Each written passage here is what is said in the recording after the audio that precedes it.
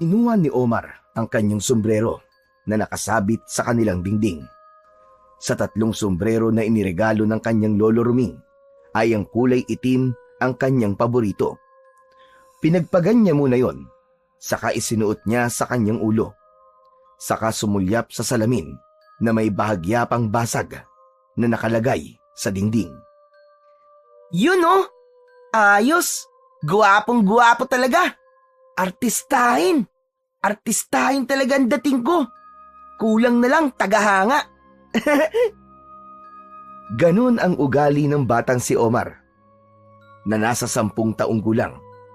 Kapag napapatingin sa salamin, ay kailangan purihin ang kanyang sarili. Wala namang masama doon, kundi nagbibigay pa yon sa kanya ng good vibes dahil sa positibo niyang tingin sa buhay. Para sa kanya, guwapo siya at yun din ang sinasabi ng kanyang lolo. Pero ang totoo, guwapo naman talaga si Omar. Sa totoo nga, Tisoy nga ang tawag sa kanya ng ibang mga kalaro niya. Ampun lang ni Lolo Ruming si Omar. Ulila na ito sa mga magulang. Pero ganun pa man, hindi nagkulang si Lolo Ruming ng pagmamahal sa bata. Okay, pwede ko nang puntahan ng kaibigan ko si Eman. Usapan namin na may pupuntahan kami ngayon. Kailangan ko na magpaalam kay Lolo Ruming. Teka, nasan nga pala si Lolo? Nasan ba yun? Ay, ayun! Nakaupo sa kanyang paboritong upuan. Lumapit si Omar upang magpaalam sa kanyang lolo. Lolo Ruming? Aalis lang po ako Hindi umimik si Lolo Ruming. Tila walang narinig ang matanda, kaya inulit ni Omar ang kanyang pagpapaalam. Lo, aalis lang po ako. May pupuntahan po kasi kami ni Eman Wala pa rin itong kibo. Hala, nabingi na yata ang lolo ko Teka nga. Inilapit ni Omar ang bibig sa tenga ng lolo at saka inilakas ang boses. Lolo! Aalis lang po ako! Sa ginawang yun ni Omar, isang sapak ang pinakawalan ni Lolo Ruming na nagulat sa ginawa ng apo. Aray ko naman! Aray! Parang tumabing yata yung mukha ko, Lolo Lolo naman, ang sakit nun Parang nabigyan mo ako ng isang straight punch ni Manny Pacquiao Kasalanan mo kasi! Nanggugulat ka Alam mo namang ibang nagagawa ko kapag ako'y ginugulat. Lolo naman, masyado kayo mapanakit. Aray, ang sakit talaga ng panga ko. Hindi ko na may bukas yung bibig ko, nadurog yata. Sa susunod kasi, abay huwag ka nang gugulat. Alam mo may malalim akong iniisip tapos gugulatin mo ko. O yan ang napala mo. Teka, bakit ba Omar? Ano bang sasabihin mo sa akin? Lolo, magpapaalam lang po sana ako Aalis po ako, may pupuntahan po kami ng kaibigan kong si Eman. Yun lang pala sasabihin mo nanggugulat ka pa. Lolo, bakit po ba kayo nakatulala kanina? Para kasing naglalakbay sa malayo ang isipan nyo Ano po bang iniisip nyo? Napangisi ang kanyang Lolo Rumi sa tanong ng bata. Wala ka na ron. Sa akin na lang yon. Nako si Lolo, mukhang in love Anong inlab-inlab ang sinasabi mo dyan? Sa teenager lang yon. Bakit nga po kayo napapangiti? Pwede nyo naman po sabihin sa akin Kung gusto nyo, ilalakad ko pa po kayo Hindi na. Kayang-kaya ko na ito. Sige na, umalis ka ng bata ka. Puntahan mo na ang kaibigan mo si Eman. Okay, sige po Lolo. Mamaya ikwento nyo na lang po sa akin kung saan kayo dinala ng pangarap nyo habang gising kayo Bye-bye po Lolo. Sweet dreams! Iniwan na ni Omar ang kanyang Lolo Ruming. Napangiti na lamang ang matanda sa kanyang apo. Iba kasi ang turingan ni na Omar at Lolo Ruming. Bagamat malayo ang agwat ng kanilang edad, ay para lamang silang magtropa. Hindi kasi istrikto ang matandang lalaki sa kanyang apo at kaibigan ito para sa kanya. Samantala, sa bahay kung saan nakatira ang kaibigan ni Omar na si Eman, ay nakagayak na rin ito upang magkita sila ng kanyang kaibigan. nakita si Emma ng kanyang lola Pasing. Saan ka na naman pupunta, bata ka ha? Lalayas ka na naman. Diyan lang po ako, Lola. Anong dyan lang ang sinasabi mo? May pupuntahan lang po kami ng kaibigan ko si Omar. Gagala kayo dalawa. Ang galing nyo naman. Hindi nyo ba alam yung balitang kumakalat ngayon? Aba, may nakikitang aswang dito sa baryo natin at may mga pinatay na silang mga alagang hayop. Lola, hindi naman po kami hayop ni Omar eh. Tao po kami. Aba, gasking bata ito at namimiloso pa. Sabi niyo po kasi, hayop po ang inaatake ng mga aswang eh. Ngayon, hayop lang. Pero sa susunod na araw, ay tiyak ko na tao na ang lalapain nila. At uunahin nila ay ang mga batang layas na kagaya mo, Eman. Hala, grabe naman si Lola. Teka Lola, ang pihi ka naman ng mga aswang na yun? Mga galang bata lang ang bibiktimahin nila? Ay nako, Eman. Malapit na talaga ako mapikon sa iyong bata ka. Saka, sa gabi lang naman po gumagala ang aswang na yun eh. Araw na araw pa po, kaya natutulog pa po yun sigurado. Di po ba sabi nila ang aswang daw ay tulog po sa araw at sa gabi lang gumagala? Ikaw talaga bata ka. Napakarami mong palusot. Sige na po Lola, saglit lang naman po kami ni Omar eh. Papayag ako, pero wag kayo magpapagabi ha. Saka wag lalayo. Baka kung saan kayo makarating. Hindi po Lola, promise po. Umayag na rin si Lola Pasing upang makipagkita kay Omar si Eman.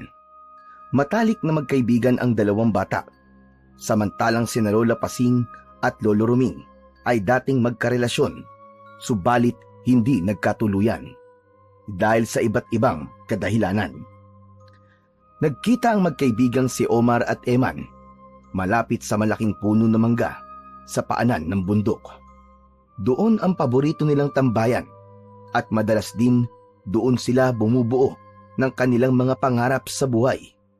Nag-high five at nag-fist bump pa ang magkaibigan. Masaya sila na akala mo ba'y matagal nang hindi nagkita.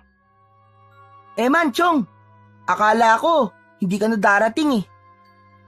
Chong, may isang salita to, it's no? Alam mo naman yun, di ba? Naisip ko kasi, baka di ka pinayagan ng lola mo eh. Yakang-yaka ko na diskarte yan si Lola, ano ka ba? Ang importante, napapayag mo siya, di ba? Muntik na nga di pumayag eh, kasi nga, may kumakalat doon na balita tungkol sa aswang na gumagala. Oo nga pala, narinig ko rin yun eh. Pero si Lolo, pinayagan pa rin niya ako. Siguro, dahil nakalimutan niya yung balitang yun. Paano? Busy siya sa pag-iisip eh. Tungkol saan naman ang iniisip ng lolo mo? Ano pa nga ba? Di kung paano magkaroon ng jowa. Teka. Ang Lola Pasing ko ba yun? Ewan ko. Pero sana nga, magkabalikan na sila. Di ba, okay lang naman na maging sila uli? Oo naman, ayos na ayos sa atin yun. Kaya nga lamang tinatarayan palagi ng lola ko ang lolo mo. Hanggang ngayon galit pa rin siya kay Lolo Ruming. Oo nga pero sabi ni Lolo, magtsatsaga daw siya para mapaibig uli ang Lola Pasing mo. Ay, grabe! Kinikilig naman ako. Sana nga, magkatotoo yun. Oo nga abangan na lang natin. Teka, saan nga pala tayo? Sabi mo meron tayong pupuntahan. Oo nga, hahanap tayo ng gagamba ngayon para meron tayong gagamitin panlaban sa wrestling ng mga gagamba. Ay, oo nga pala no. O sige, humanap tayo ng matapang na gagamba. Yun daw may kulay na batik-batik yung matapang, hindi daw umuurong yun. Palaban daw talaga yun. O sige, yun ang hanapin natin. Bilang mga bata, ay ganun kasimple ang problema at pinagkakaabalahan ng magkaibigan dahil mas lamang sa isipan nila ang paglalaro. Hindi rin nila inaalintana ang panganib sa kanilang buhay. Nagtungo na nga ang magkaibigan sa lugar na malapit sa lawa na kung saan ay may mga tanim na bakawan o mangrove. Madalas ay naroon daw Sa mga natutuyong bakawan, ang matatapang nagagambang batik-batik ang kulay. Kailangan makahanap sila nun. Kapag higit sa 2 ang kanilang nakita, ay ipagbibili nila sa kanilang mga kalaro ang gagambang makikita. Kaya magkakaroon pa sila ng pera. Sigurado ka, Eman, na merong bibili sa atin ng mga gagambang mahuhuli natin? Oo naman, Omar. May nagtatanong na nga sa akin eh. Magkano naman natin ipagbibili? 10 piso kapag medyo maliit. Yung malaki, 20. Aba, ayos pala yun ah. Saka minsan nga, di lang mga batang katulad natin ang bumibili, kundi pati na rin yung mga malalaki na. Yung mga tambay na mahilig magsugal. Hala, totoo ba? Ginagamit nila sa sugal yung gagamba? Oo, pinagre-wrestling nila tapos may pustahan.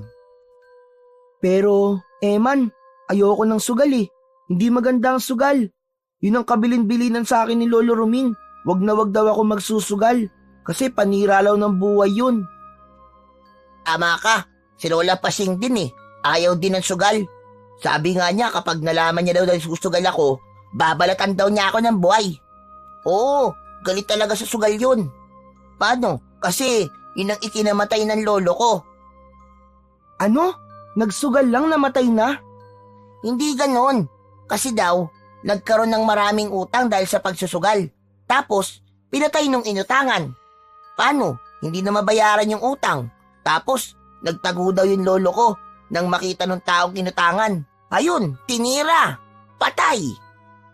Hala, nakakalungkot naman palang sinapit ng lolo mo. Kaya nga galit na galit si Lola sa taong sugarol eh. Panira daw talaga ng buhay ang sugal. Ang dami na natin pinag-usapan. Tara na nga, umpisa na natin ang paghanap ng gagamba para hindi tayo abutin ng gabi. Kasi mag-aalala ang lolo ko at lola mo kapag inabot tayo ng dilim. Oo nga, lalo na't napapabalita yung pagkakaroon ng aswang dito sa Baryo Balimbing. Sinimulan na ng 2 bata ang paghahanap ng gagamba na gagamitin nila sa kanilang paglalaro. Sinuyod nila ang mga natutuyong puno ng bakawan. Sa kanilang paghahanap ng mga gagambang pwedeng ipansabong, ay nakita nila ang grupo ng mga kalalakihan na nag-uusap habang galing sa pangunguha ng isdang igat sa maputik na bahagi ng lawa na kinaroroonan ng mga puno ng bakawan. Nakiusyoso ang 2 bata sa pakikinig. May konting yabangan na nangyayari sa pag-uusap ng ilang kalalakihan hanggang mapadako ang pag-uusap ng mga ito sa pag-atake ng mga aswang. Naging usapan nila na meron ng naging biktima ang gumagalang aswang. Isang pamilya na ang naging biktima ng mga ito. Subalit walang sino man ang nakakita sa halimaw. Ayon pa sa kanila, isang taong may taglay lamang na agimat o iniingatang mutya ang maaaring makapatay sa aswang. Isa sa kalalakihang naroon ang nagbida at nagkwento na may alam itong mutya na maaaring makuha. Yun ay walang iba kundi ang mutya ng bubuyog na maaaring makita sa pulot-pukyutan. Ayon sa pagpapatuloy ng kwento ng lalaki, ay makapangyarihan ang mutya ng bubuyog at hindi lang isang mutya ang maaaring makita sa pulot-pukyutan, kundi 2 mutya. Kambal na mutya na nagtataglay ng pambihirang lakas at kapangyarihan. Kaya ang makakakuha nito ay maaaring lumaban sa gumagalang aswang. Nagkatinginan ang 2 bata dahil sa kanilang mga narinig. Oo nga't kwento-kwento lang yon, subalit kung minsan ay meron yung katotohanan. Tig-isang gagamba lang ang nakita ni na Omar at Eman. Hindi na sila nagtagal sa paghahanap ng gagamba dahil papalubog na rin ang araw. Habang naglalakad papauwi ang 2 bata, ay hindi na maalis sa isip nila ang mga narinig mula sa mga kalalakihan. Totoo kaya yun, Eman? Yung sinabi ng lalaki? Ako nga rin nag-iisip eh, kung dapat bang paniwalaan ng mga sinabi niya. Pero alam mo, Eman, may naisip ako. Ano yun, Chong? Maaari natin subukan. Ang alin? Ang paghanap sa mutya ng bubuyog? Mismo! Di ba ang astig kapag tayo nakakuha nun? Aba, oo naman. Maaari tayong maging sikat. Dahil makakaya nating labanan ng mga aswang na gumagala. Sigurado, magiging bayani tayo. Ano, hanapin natin? Ikaw? Ako, ready ako palagi. O sige, subukan natin. Bukas magkita ulit tayo sa dati. Kung dati gagamba ang hinahanap natin, sa susunod na araw naman, mutya na ang ating hahanapin. Saka tamang-tama, no? Ang sabi ng lalaki, posibleng kambal na mutya daw ang pwedeng makita. Oo nga, kapag nagkataon, edi tig-isa tayo, di ba? Aba, dapat lang. Hindi pa naman eh. Ay, nako. Excited na talaga ako, Omar.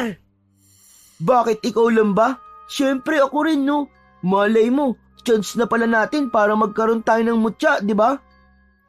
Bukas na lang natin pag-usapan yan. Bilisan na natin ang paglalakad at baka mapagalitan na tayo.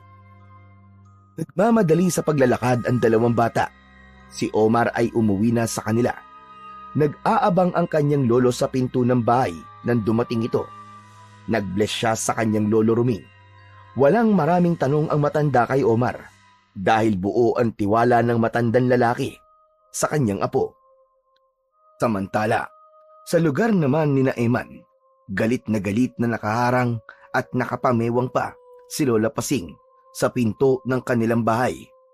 Masama ang tingin nito sa apo, kaya naman nag-aatubili si Eman kung tutuloy pa ba ito o hindi. Saglit muna siyang huminto at napansin kagad yun ng kanyang Lola Pasing. O ano, magaling na bata? Anong tinataka-taka mo riyan? Ba't di ka pa pumasok dito sa bahay? Halika ka rito, bata ka! Walang nagawa si Eman, kundi ang lumapit sa kanyang lola. Anong oras na, ha? At sabi mo saglit ka lamang. Aba, papalubog na ang araw ah.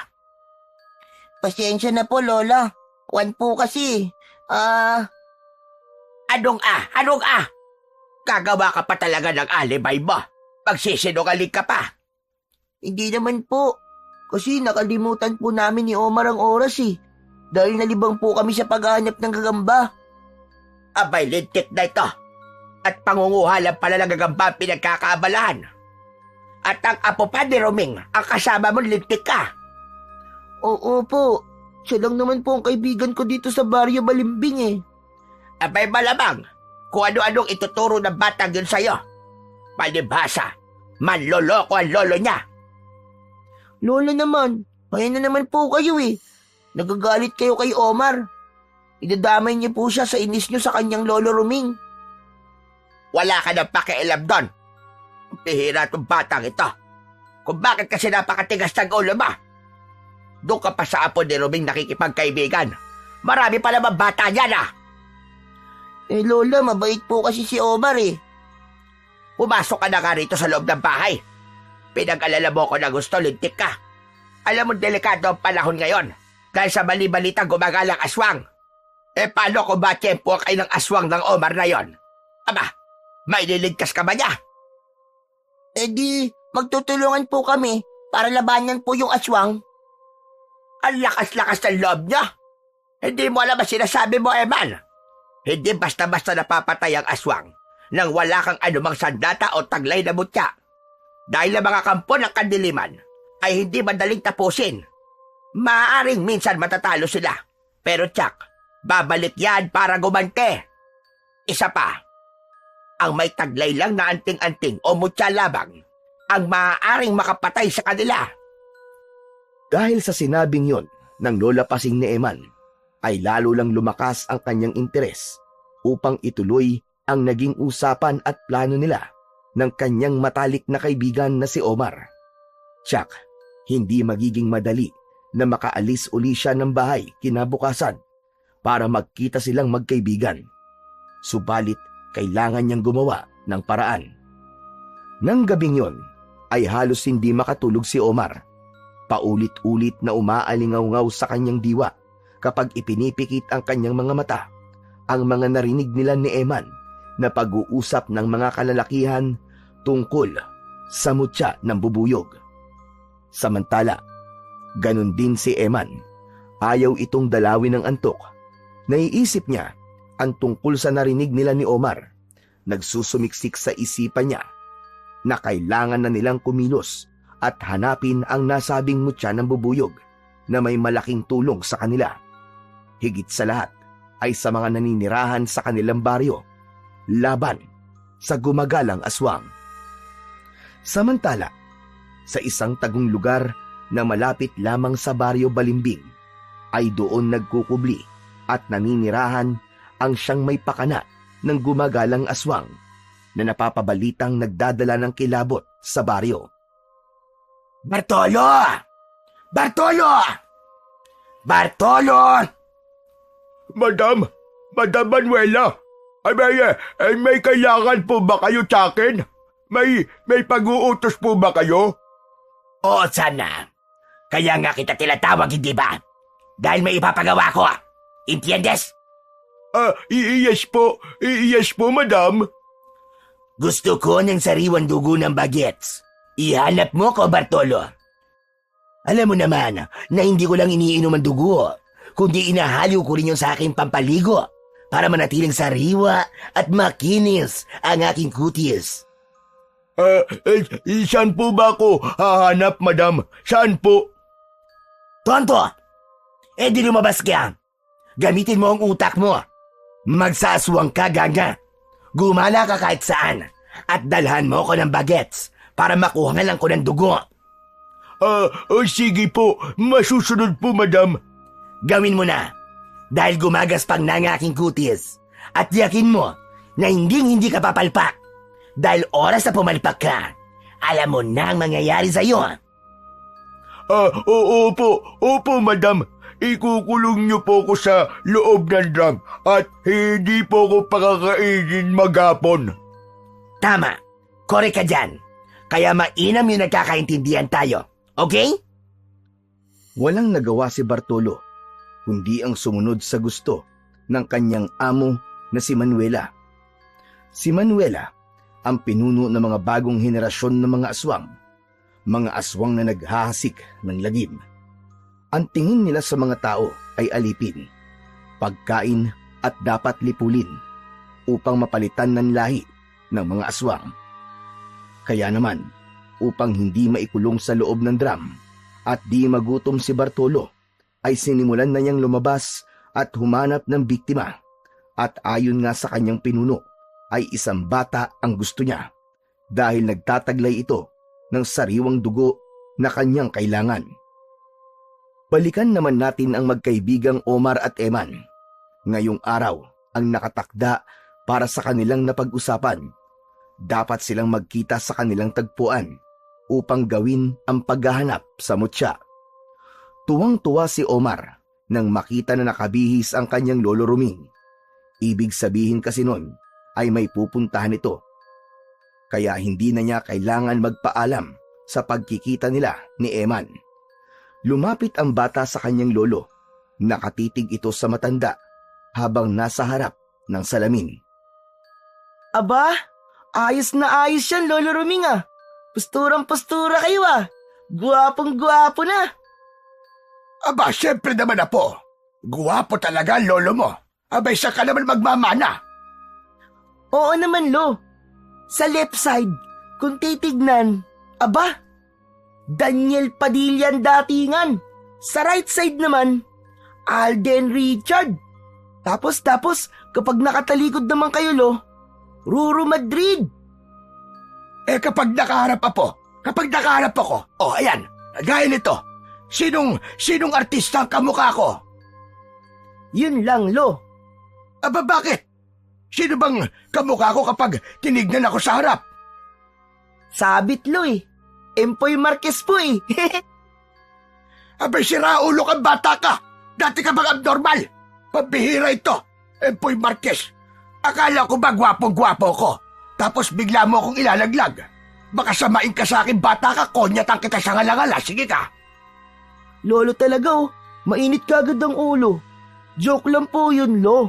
Siyempre po, gwapong-gwapo kayo. Mana ako sa inyo, di po ba? Dahil gwapo ako.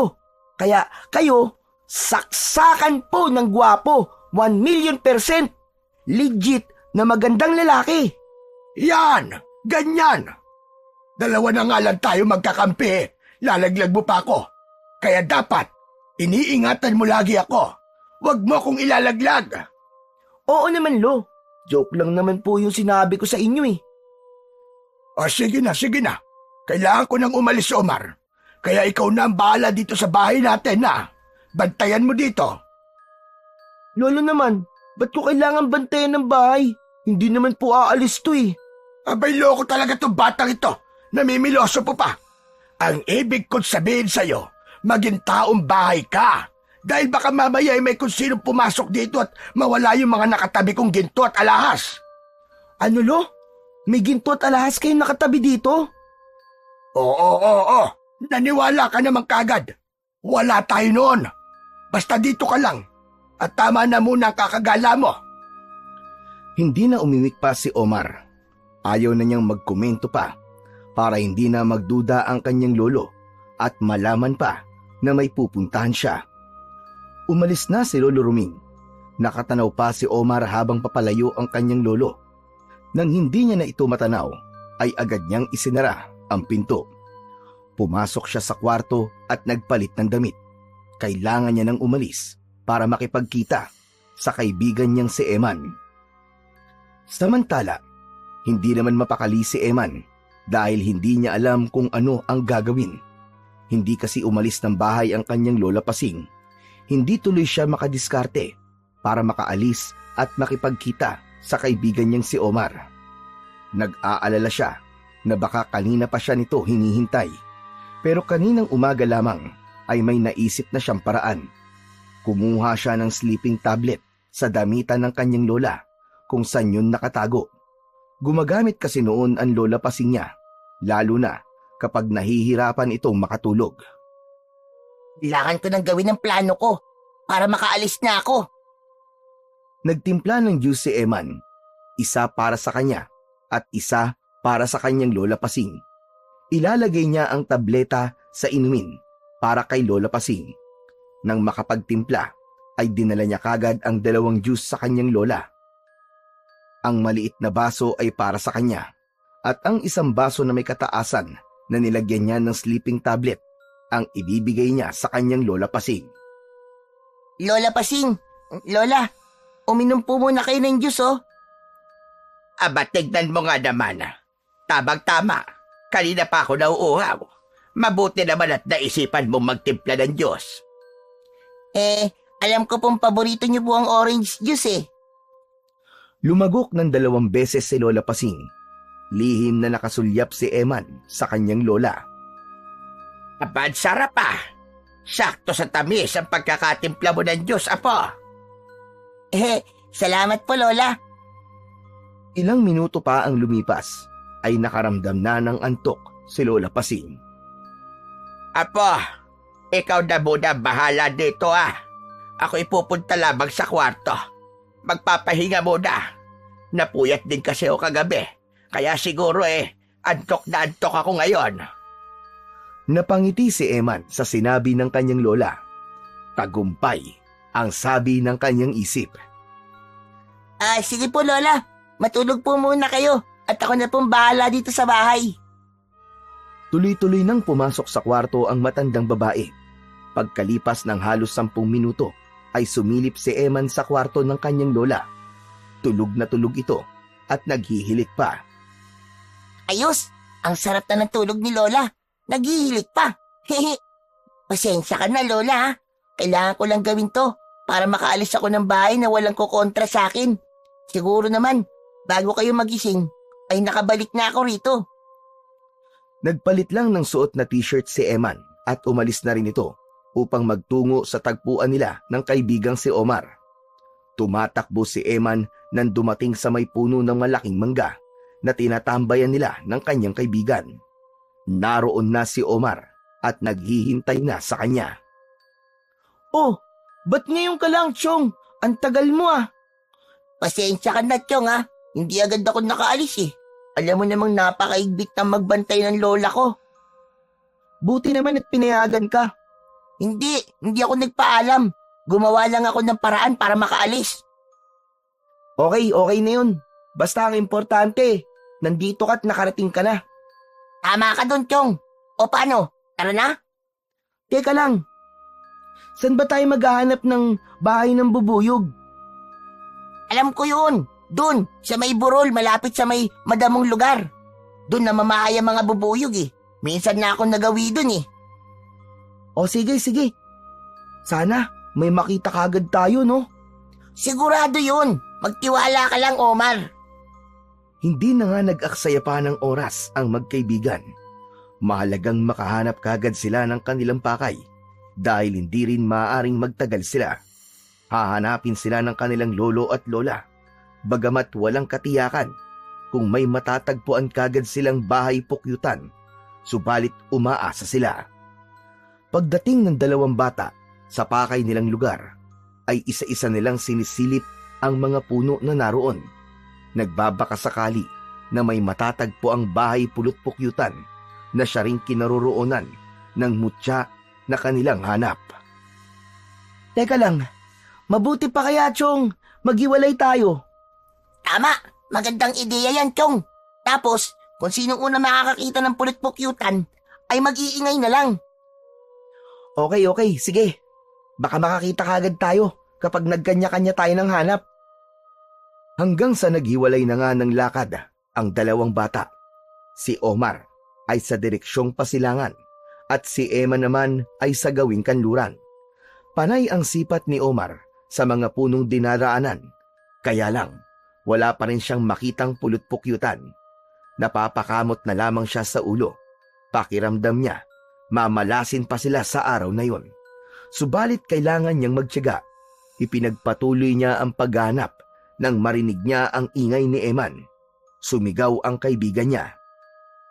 Aba, sigaw ni Eman yun ah. Mukhang nakadali na yata siya. May nakita na siguro. Naulit ang sigaw nito, bagay na ipinagtaka niya. Teka, parang hindi naman ganun dapat ang sigaw niya. Dapat tinatawag niya ang pangalan ko, pero mukhang may kinakatakutan siya. Hala, sandali nga, pupuntahan ko na lang siya. Agad na pinuntahan ni Omar ang lugar na pinagmumulan ng sigaw ni Eman, hanggang sa nakita niya na may lalaking kaharap ito. Lagot, naloko na. May ibang dahilan pala kung bakit sumisigaw si Eman. Hindi niya pwedeng pabayaan ang kaibigan niya. Lumapit si Omar sa mga ito. Teka po. Please lang, huwag mong saktan ang kaibigan ko. Bakit kayo masasaktan kung sasama kayo sa akin? Si Bartolo ang lalaking nasa harapan nila, ang alalay ni Manuela na inutusan upang humanap ng mga bata para sa kailangan nitong sariwang dugo. Ba't naman kami sasama sa'yo? Hindi ka nga namin kilala eh. Saka tignan mo nga yung itsura mo. Nakakatakot ka. Mukha ka hindi ka ba magkakatiwalaan? Sige, laitin mo ko, bata. Kung di, may paglalagyan ka talaga sa akin. Sino ka ba? At anong kailangan mo sa amin, ha? Kailangan ko kayong dalawa. Kapag nadala ko kayo, matutuwa ang aking madam. Nagkatinginan sina Omar at Eman. Sino kaya ang madam na sinasabi ng lalaking kanilang kaharap? Kaya sige na, sumama na kayo sa akin. Maraming pagkain at mga laruan akong ibibigay sa inyo. Hindi. Busog pa po kami. Saka, gagamba lang. Ayos na sa amin na maging laruan. Oo nga. Ayaw po namin sa laruan plastic. Ang gusto namin yung gumagalaw. Kaya, yun, yung gagamba ang paborito naming laruan. Ganun Ayaw niyo sumama Inilabas ni Bartolo ang isang punyal at tinakot ang dalawang bata. Matalas at matulis ang punyal na hawak nito. Teka. Anong gagawin mo sa amin, Manong?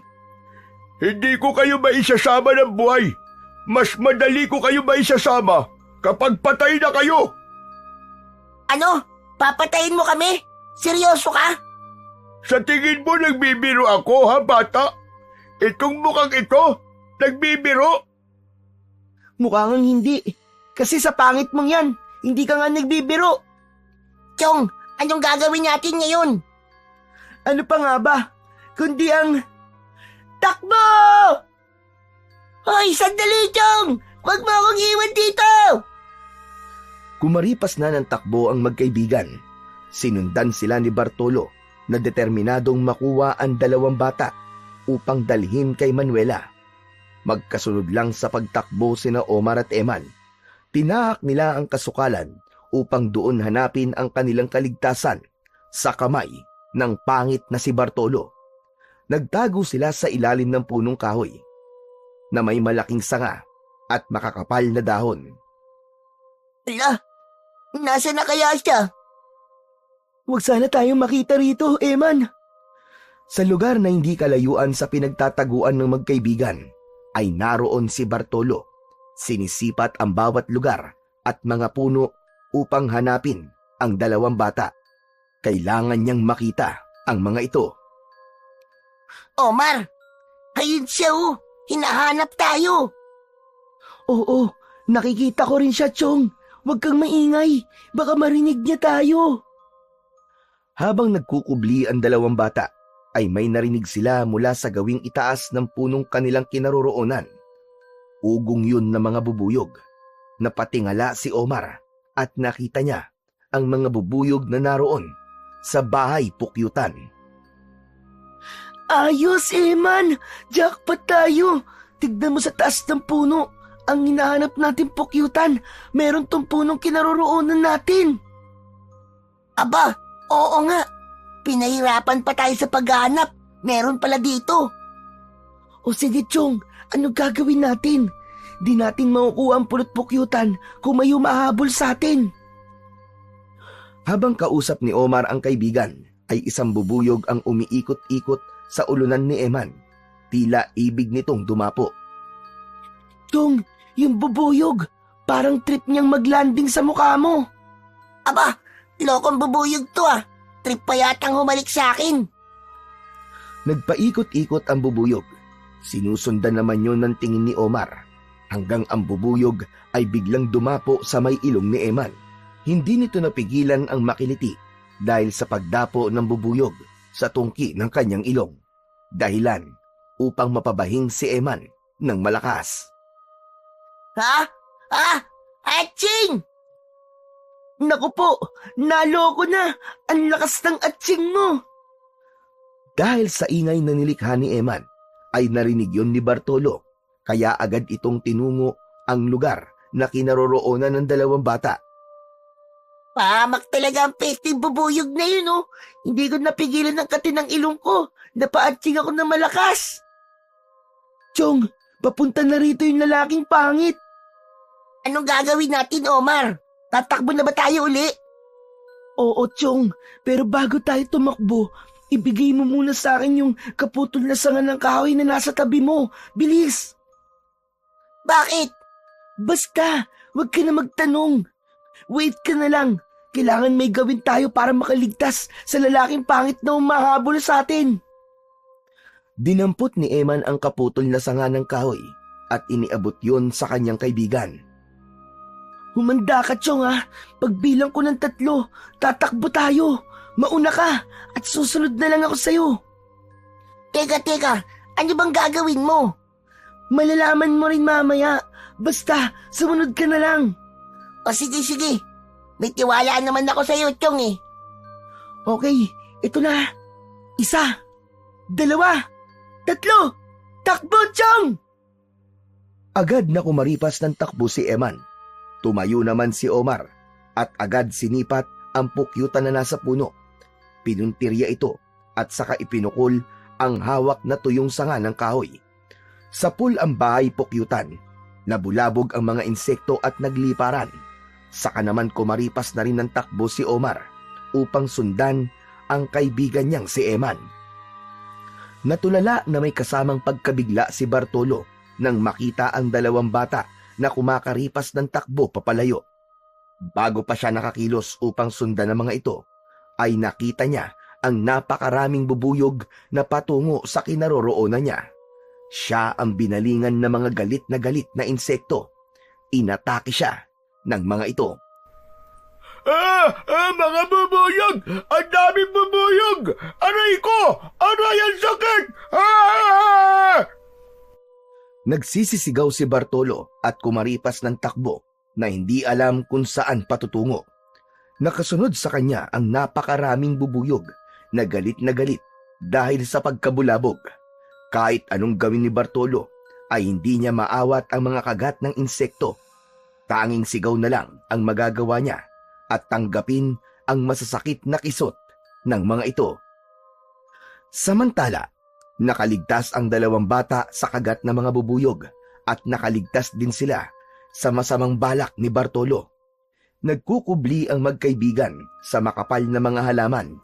Hindi sila hinabol ng mga bubuyog dahil ang atensyon ng mga yon ay napunta kay Bartolo. Ligtas na tayo, Eman. Chong, ang galing ng naisip mo. Ang astig. Ngayon, alam mo na yung plano ko kanina.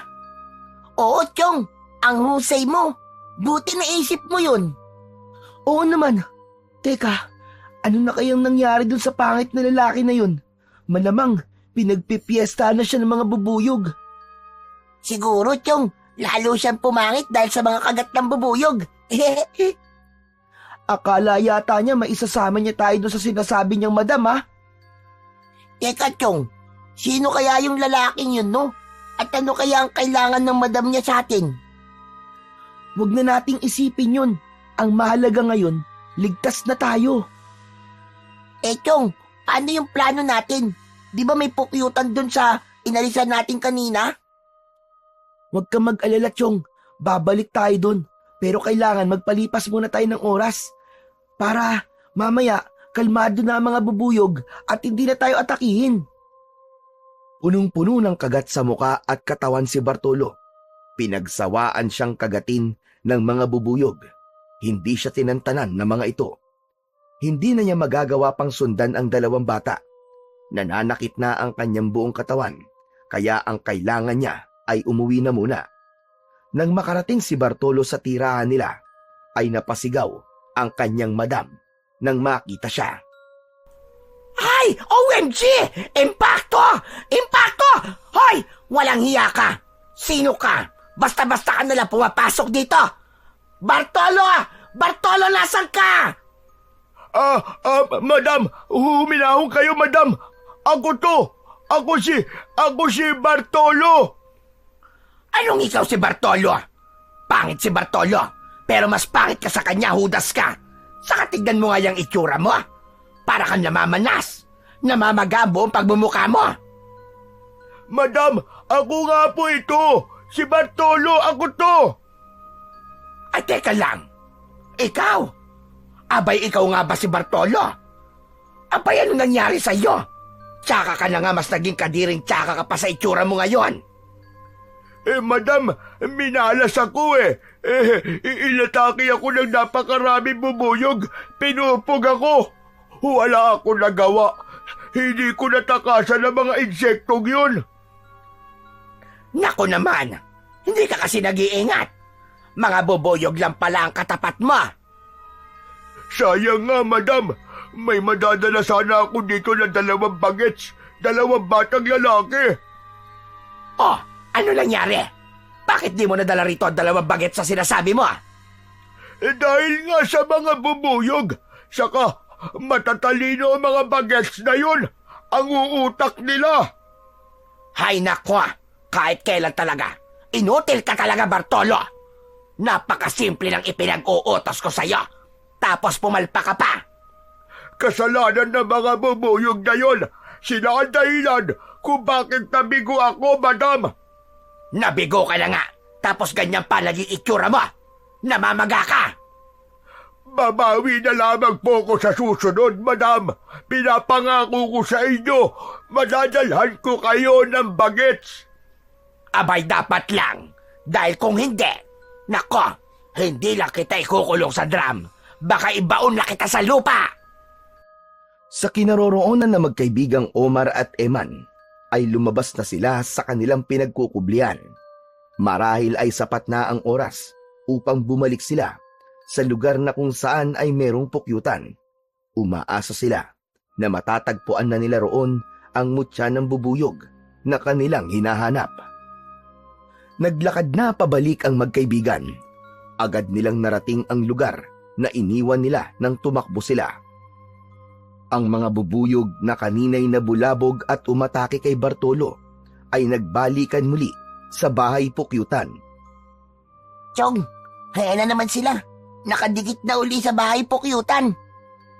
Kailangan mapaalis natin ang mga bubuyog, Chong, para makuha natin ang pulot pukyutan at mahanap natin ang mutya. Sada nga, may makita tayo.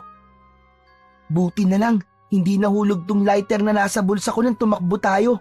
Gagawa tayo ng siga, tapos uusok yun para maitaboy natin ang mga bubuyog. O sige, kukuha ko ng mga tuyong dahon para masimulan na natin. Sabik na ako makakita ng mutya ng bubuyog, Chong.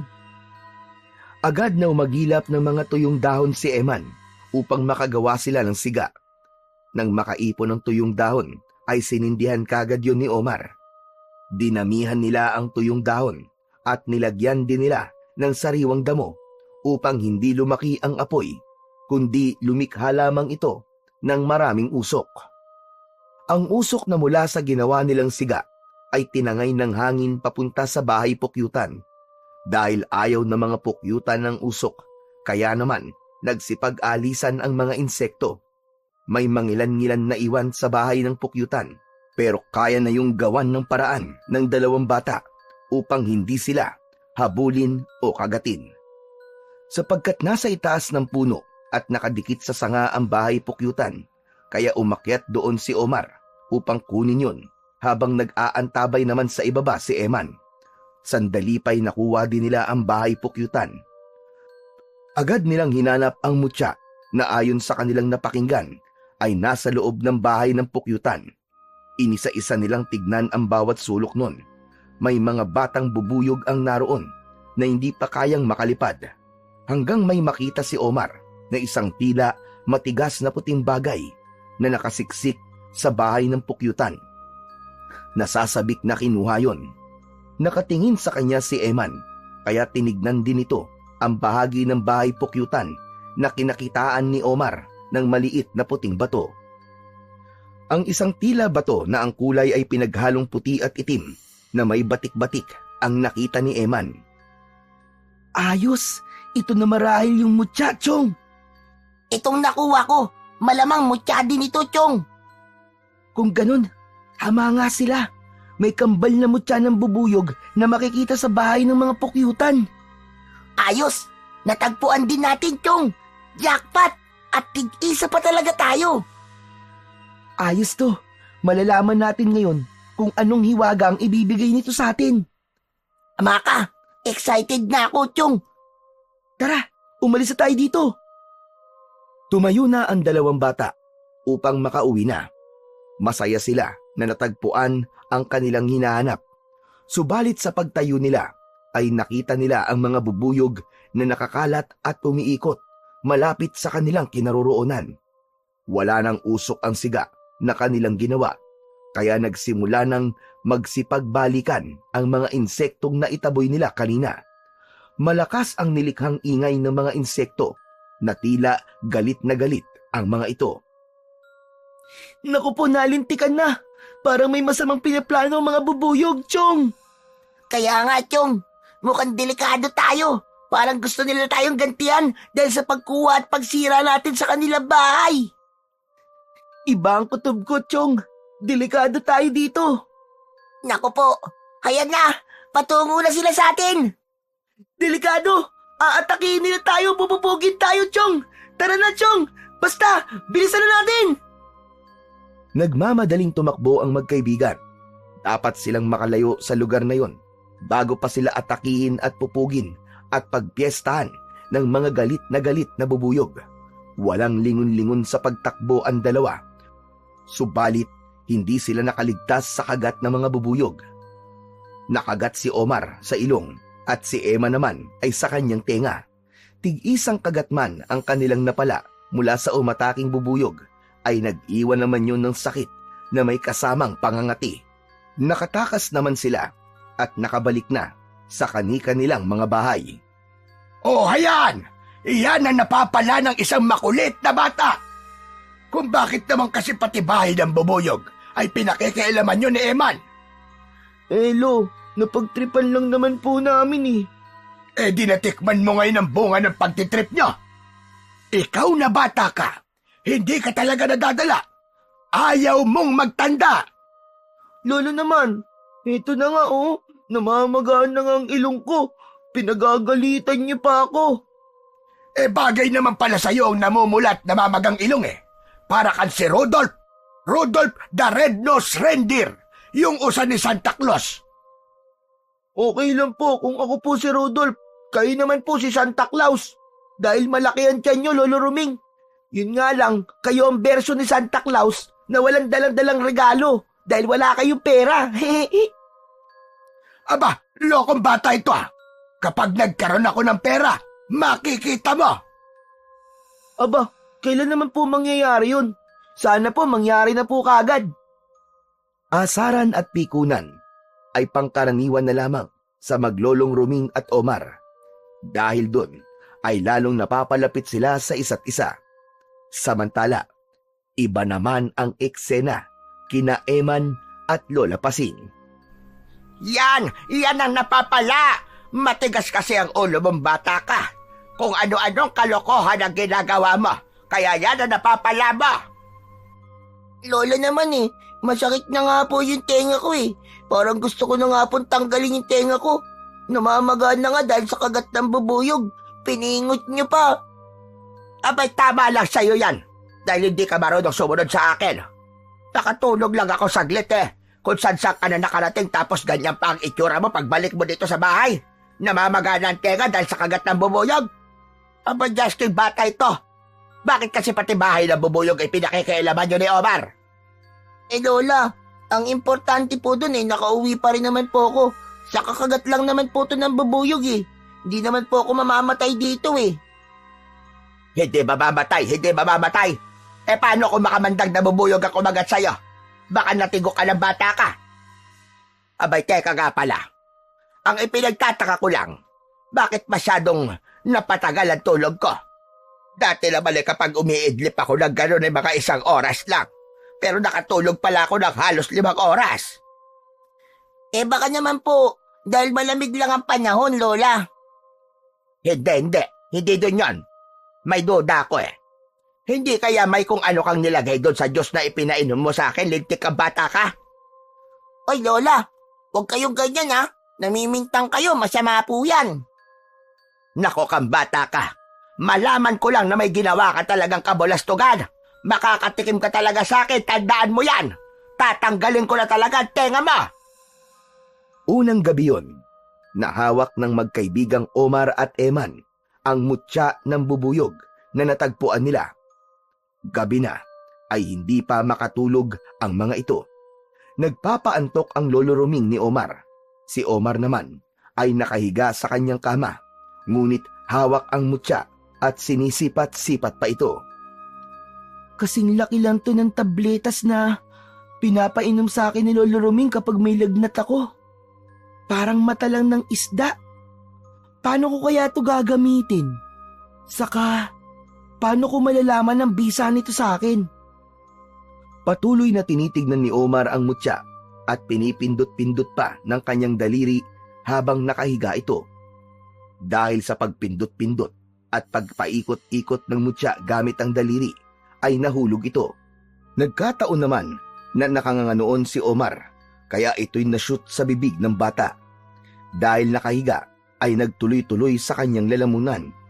Biglang napabangon si Omar at panay ang ubo, na bilaukan dahil sa mutya. Aray! Napabangon sa pagkakahiga si Lolo Ruming na nag-aalala sa kanyang apo. Oh, yari sa'yo. Oh, eto. Eto ang tubig, uminom ka. Uminom naman si Omar, kaya ang mutya ay tuloy-tuloy na niyang nalunok. Naku po, patay! Wala na! Anong patay? Anong wala na? Ano yung sinasabi mo, Omar? Kuwan po, Lolo. Yung ano po, yung candy po nalunok ko. Justin, bata ito. Matutulog na lang, nagkikendi ka pa. Tapos nakahiga ka pa. Talagang malulunok mo yon, mabubulunan ka talaga. Paano na kaya yun? Paano ko ba iluluwa to? Ba't may luluwa? Matutunaw naman yun sa tiyan mo. Hindi na nakakibo pa si Omar. Hindi kasi niya kayang ipaliwanag at sabihin sa kanyang lolo kung ano ba talagang nangyari. Lalo na't hindi pa niya nababanggit dito ang tungkol sa mutya na kanilang nakita. Samantala, sa kabilang bahay, nag-iisa si Eman sa harap ng kubo. Ayaw pa niyang matulog, kaya naupo muna ito doon. Naisipan niyang kunin sa bulsa ng kanyang short ang kakambal na mutya na nakita nila ni Omar. Nilaro-laro sa kanyang palad at masusing pinagmamasdan ni Eman. Namamangha siya sa kakaibang kulay nito. Kung purong makintab na puti ang mutya na hawak ni Omar, ang hawak naman ni Eman ay mutya na may batik-batik na itim at mas malabo ang pagkaputi nito. Gaya ni Omar, ay nagtataka rin si Eman kung paano nila ito magagamit at anong bisa ang idudulot nito sa kanila. Habang hawak at pinagmamasdan ni Eman ang mutya ng bubuyog na nasa kanyang kamay, ay narinig niya ang yabag at pagtawag sa kanya ni Lola Pasing na papalapit na sa kanya. Nataranta si Eman.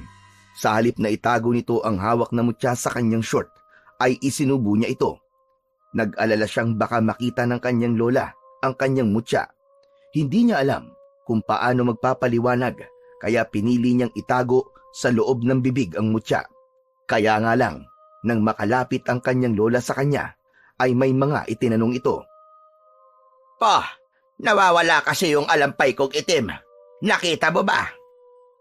Umiling lang si Eman sa kanyang lola. Alam ko kasi, ipinatong ko lang yun sa may lamesa. Ikaw ang huling gumamit ng lamesa dahil kumain ka, di ba? Nasaan yung alampay na ipinatong ko doon? Nakita mo ba? Hindi makasagot si Eman dahil nakasubo sa bibig niya ang mutya. Subalit makulit ang kanyang lola at paulit-ulit ang tanong nito sa kanya.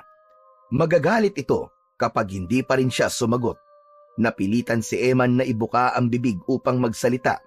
Subalit sa hindi inaasahang pangyayari ay dumulas sa bibig niya ang mutya at tuluyan itong nalunok. Uubo-ubo si Eman dahil sa nangyari. Oh, ano ba nangyayari sa'yo? Wala po. Wala po, Lola. Ano bang kinakain mo? At nalunok mo na yata? Ano po, Kwan po. Nasamid lang po ako sa paglunok ko po ng laway. Pero okay na po ako, Lola. Okay lang po ako. Okay na po ako, Lola Pasing. Aba, sandali lang. Namumutla ka yata. Napapano ka ba, bata ka? Wala po. Ayos lang po talaga ako. Sige po. Tara na pong matulog. Inaantok na po ako eh. Abay, o sige. Mabuti pa nga. At bukas ko na lang hahanapin yung alampay ko.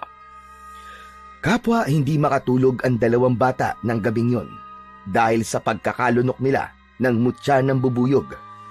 Halos mag-uumaga na nang dalawin sila ng antok. Pareho ding nagkaroon ng panaginip ang dalawang bata. Sa panaginip ni Omar ay nasa maliwanag siyang lupain. Subalit nag-iisa lamang siya roon. Palakad-lakad siya at hindi niya batid ang kanyang pupuntahan. Samantalang kabaligtaran naman ang panaginip ni Eman. Nasa madilim siyang lugar. Halos wala siyang makita. May mga nararamdaman siya at naririnig na ingay na tila nakakatakot at nanunuot yon sa kanyang katawan. Kaya sa paggising ni na Omar at Eman kinabukasan, hindi na maalis sa kanilang isipan ang kanilang panaginip na hindi nila ganap maunawaan kung ano ang ibig sabihin at kung meron mang yun nais, ipahiwatig. Masigla ang pakiramdam ni Omar kinabukasan. Maaga siyang bumangon at ang dating ginagawa ng kanyang lolo Ruming na paghahanda ng kanilang almusal ay si Omar ang siyang gumawa. Nilinis din niya ang mga naiwang hugasin, nagwalis sa kusina at nagligpit ng mga kalat. Kaya naman nang magising si Lolo Ruming, ay gano'n na lang ang pagtataka nito. Aba, Ikaw lang mag-isang gumawa niyan. Nagluto, naglinis, nagligpit, at pati mga tapayan natin. Puno na rin ang tubig. Aba, nakabibigla naman yata to. Opo, Lo, tama po kayo. Ako nga po ang tumapos po ng lahat ng yan. Bakit ayaw niyo po ba nun? Wala na po kayong gagawin? Hindi naman, Apo. Natutuwa nga ako eh. Ako'y nagtataka lamang. Halika nga rito, Apo. Lumapit si Omar sa kanyang lolo. Idinampi ang kanyang kamay sa leeg at noo ng apo. Aba, hindi ka naman mainit. Mukhang ayos naman ang pakiramdam mo. Malamig ka pa sa nguso ng pusa eh. Lolo naman, ayos na ayos po ang pakiramdam ko, no? Wala po akong sakit. Basta, nagtataka pa rin ako. Para kasing may himala. Kumain na lang po tayo, Lolo. Kalimutan niyo na po yung mga himala-himala na yan. Samantala, silipin naman natin ang kaibigan ni Omar. Natutulog pa si Eman ng mga sandaling yon. Kaya naman uminit na ang ulo ng kanyang lola Pasing. Pinuntahan ito sa kanyang tinutulugan si Eman. Ilang ulit na palo ng tsinelas ang ipinatikim nito sa apo. Jaski ka talaga, bata ka. Nasanay ka na ng ganyan. Tanghali na namamaluktot ka pa riyan, batugan ka. Ano ba kayo, Lola? Wala kayong respeto sa natutulog. Ano ka mo? Ako pa kayo na walang respeto. Abay lintik na bata rin ah. Hindi ka man lang bumangon na maaga at tulungan ako sa mga gawaing bahay. Naantok pa po ako eh. Ano po ba yun? Talagang ayaw mo ba bumangon? Lalo yatang nagiging matigas ang ulo mo ngayon, Eman ah. Yan bang napapalabo sa pagsama-sama doon sa apo ni Roming? Natututo kang sumagot-sagot at maging matigas ang ulo. Oh, si Omar na naman po nakita nyo. Huwag niyo po siyang idamay. Wala naman po siya dito eh. Nakaka-bad trip naman kayo, Lola. Aba, Jasky, bata ito ah. Ako pa talaga ngayon ang bad trip. Lokong bata ka. Ganyan ka na makasagot sa akin ngayon. Kapag hindi ka pa bumangon dyan, hindi lang palo ng tsinelas ang ipapatikim ko sa'yo, kundi 2x2 na ang ihahataw ko sa'yo. Tignan natin. Tinatakot niyo pa talaga ako eh. Di subukan niyo. At baka makalimutan kong lola ko kayo. Nanlaki ang mga mata at hindi makapaniwala si Lola Pasing sa naging sagot ng apo. Unang pagkakataon na sumagot ng ganun sa kanya si Eman, kaya hindi siya makapaniwala at labis niya yung ipinagtaka. Dahil nga sa pagbabago ng ugali ng apo, ay hindi napigilan ni Lola Pasing na pumunta sa bahay ni na Lolo Roming. Kailangan niya itong makausap. Hoy, Roming! Roming, lumabas ka riyan! Mag-usap tayo! Roming! Roming, lumabas ka riyan!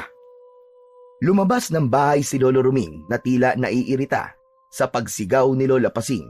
Kasama nitong lumabas si Omar. Ikaw ba'y tumatanda na ng paurong Pasing? Bakit ka nag-iiskandalo dyan? Nagsisisigaw ka na para ka nasa bundok. Kahit hindi ka sumigaw, maririnig naman kita. Dahil hindi pa ako bingi. Bakit? Ako ba'y bingi ha? Yun ba ang gusto mong palabasin? Wala ako sinabing ganon. Ano ba problema mo at napasugod ka rito?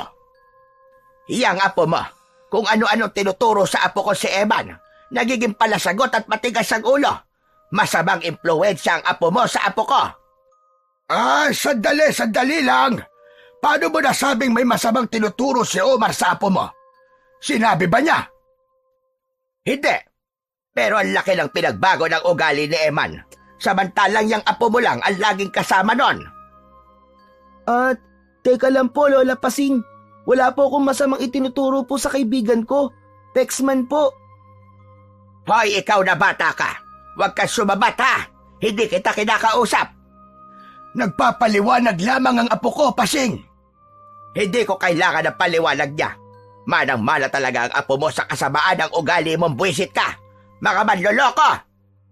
Abay, teka. Ba't naging manloloko ako? Akala ko ba itong apo ko ang problema mo? Ngayon bakit galit ka sa akin at sinasabi mong manloloko ko? Basta. Kaya hindi pa tayo tapos, Roming. Humanda ka. Anong hindi pa tapos? May chance pa tayo magkabalikan, ganun ba? Yun ba ang ibig mo sabihin? Ay, sabi ko na nga ba, naghihintay ka lang. Buwisit ka! Hindi yun ang tinutukoy ko, ano? Kung ano-ano sinasabi mo, matanda ka. Ay, nako, makaalis na nga. At lalo lang masisira ang araw ko sa hayop na ito. Gusto mong pagandahin ko ang araw mo? O heto, saluin mo ang aking flying kiss. Mwah! Wah! Ay! Ang sama ng lasa ng flying kiss mo! Ay, Diyos ko! Lasang panis! Ay, kunwari ka pa lasang panis at sabihin mo, sobrang tamis. Ganon! O heto naman ang ibibigay ko sa'yo. Flying kick! Hiya! Nagpakawala ng tadyak si Lola Pasing. Aray ko! Aray! Ang taas mo pala sumipa, Pasing! Aray ko din! Aray! Nabali yata ang buto ko sa balakag. Aray ko pa! Ay, sandali lang. Tutulungan kita, Pasing. Hindi! Bitiwan mo ko, Ruming. Huwag mong mahawak-hawakan ng bewang ko, bastos ka! Madyakis kang matanda ka! Ayaw mong hawakan kita. O, ayan! Bumagsak sa lupa si Lola Pasing. Hayop ka talaga, matanda ka! Mapanakit kan talaga kahit kailan! Wala kang kwentang lalaki! Manloloko na! Mapanakit pa! Bago pa mapunta sa kung saan ang pagtatalo ng dalawang matanda, ay hinila na ni Omar ang kanyang lolo Ruming pabalik sa loob ng bahay. Nagpilit namang bumangon si Lola Pasing upang umuwi na ito na nagpupuyos sa galit. Sa kabilang dako, sa lugar na kinaroroonan ni Manuela at Bartolo, unti-unti nang nawala ang pamamaga ng katawan at muka ni Bartolo na pinupog ng mga bubuyog. Ring manatili ka lamang dito sa bahay, Bartolo! Sayang ang oras! Alam ko naman po yun, Madam Manuela. Kaya nga kailangan ko ng kumilos upang magawa ko ng inyong ipinag-uutos. Abay dapat lang, dahil sayang ang bawat oras. Hindi tayo nagpunta sa baryong ito nang wala tayong gagawin para sa kapakanan ng ating lahing aswang. At kung mahihirapan ka para sa mga ipinag-uutos ko, sabihin mo na kagad sa akin para humanap ako na makakatulong mo. Gagawin ko po yun, Madam. Huwag po kayo mag-alala. Dapat nang maiparamdam na mas powerful ang mga aswang na kagaya natin na tayong may karapatang mamalagi dito sa Earth, lalo na sa baryong ito. Ipapakalat natin ang ating lahi. Dapat ang lahi ng mga tao ang siyang maubos at paramihin ang lahing aswang, lalo na ang mga kauri ko na magagandang aswang, mga beautiful. Bongga, di ba? Kaya ng gabing yon ay minsan pang naggasik ng lagim ang mga kampon ni Manuela sa pangunguna ni Bartolo. Ang bawat biktima na mapapatay ay dinadala kay Manuela upang pigain ang dugo na ginagamit niya upang mapanatiling sariwa at bata ang kanyang katawan. Isa yon sa naging kasunduan nila ng Hari ng Dilim.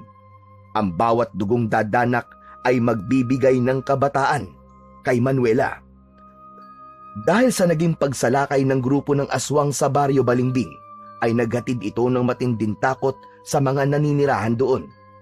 Kasama na sa nag-alala ay si Lolo Ruming para sa apong si Omar.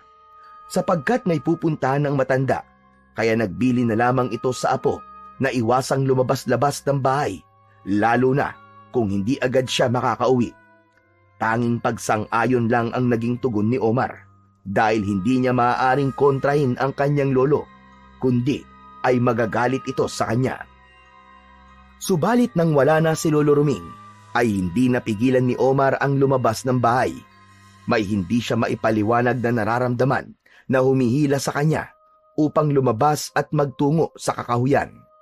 Naalala niya ang pagkakalunok niya sa mutya ng bubuyog. Marahil may kinalaman dun ang nangyayari sa kanya. Nakarating sa may kakahuyan si Omar. May narinig siyang taong sumisigaw. Parang otomatikong kusang gumalaw ang kanyang katawan at hinanap ang pinagmumulan ng sigaw. Magnanay na tumatakbo ang kanyang nakita at hinahabol ng isang uri ng kakatwang nilalang. Isa tong uri ng aswang gabunan na may masamang plano sa mag-inang hinahabol. Hinarap ni Omar ang halimaw na nakita. Wala siyang anumang sandatang dala ng pagkakataong yun, subalit kakaiba ang kanyang nararamdamang lakas. Nakipagpambuno siya sa kampo ng kadiliman.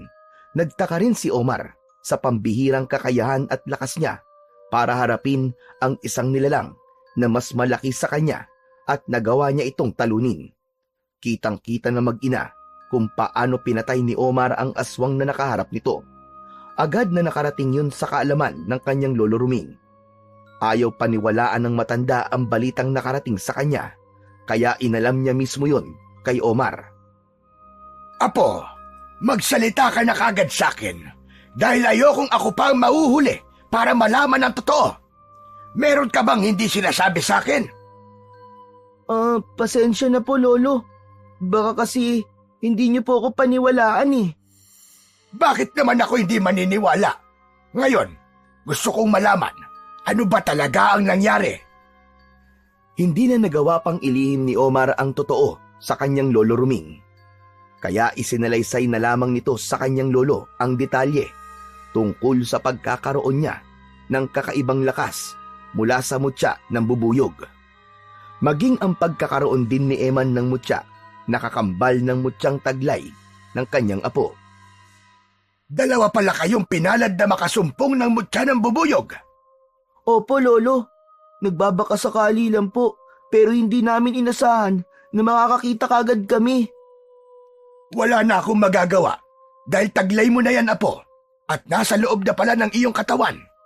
Kaya maging handa ka na lang sa magiging epekto sa buhay mo ng mutya na yan. Handang-handa po ako, Lolo. Ako po ang mangangalaga sa mga taga-baryo upang walang masamang mangyari sa kanila. Ililigtas ko po sila mula sa mga aswang at sa iba pang kampo ng dilim na ibig pong manggulo dito sa baryo natin. Tama yun, apo. Yun ang gawin mo. Dahil bahagi yun ng obligasyon mo bilang tagapag-ingat ng mutya. Dahil maunawain si Lolo Ruming, kaya naging magaan para kay Omar na ipaalam ang tungkol sa mutya. Sa kabilang dako naman, ay tila naging problema ni Lola Pasing si Eman. Eman, ang aga-aga kung saan ka na naman nagpunta. Naman ngayon sa inyo. Aalis ako kung kailan ko gusto. Masyado nyo akong pinakikailaman. Aba, at talagang marunong ka na sumagot. Nagiging matigas na talaga ang ulo mo. Nagbago ka na, Eman. Paano hindi ako magbabago? Lahat na lang ng galaw ko pinakikailaman nyo. May sarili akong pag-iisip, Lola Pasing. Anong gusto mong bata ka? Pabayaan kita? Mabuti sana kung lahat ng ginagawa mo ay tama. Gaya ngayon, umalis ka nang hindi nagpapaalam. Tapos kapag tinatanong kita ay nagagalit ka. Gawaing matinubay ang bata ka. Ewan ko po sa inyo. Puro kayo satsat. Nakakairiti lang ang kaingayan nyo. Diyan na nga kayo. Aalis ka na naman. Saan ka pupunta?